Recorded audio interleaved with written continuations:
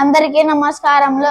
నా పేరు జోసెఫ్. నేను 4వ తరగతి గీతాంజలి హై స్కూల్లో చదువుతున్నాను. నేను ఈరోజు కథ చెప్పబోతున్నాను. ఒక ఊరిలో చాకలివాడు ఉండేవాడు. అతడు చాలా పిసినారి. కానీ బట్టలు మోయలేక చౌకగా ఒక గాడిదను కొన్నాడు.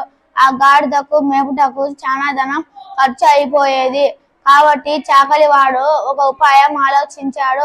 ఒక పులితోలును సంపాదించాడు. ఆ పులితోలును గాడిదపై కప్పి రాత్రి ఊరి వారి చేలలో విడిచిపెట్టేవాడు. పగలు ఆ గాడిద రాత్రి చాకలివాని ఇంటికి వెళ్ళిపోయేది.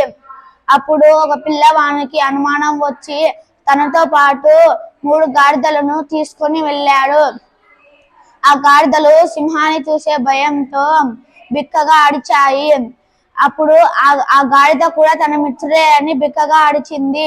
అప్పుడు ఆ పిల్లవానికి అనుమానం వచ్చి ఆ పులితోలను తీస్తే గాడిద అని తెలిసింది. అప్పుడు ఆ పిల్లవాడు ఆ గాడిదకు భర్త పూజ చేశాడు. ధన్యవాదములు.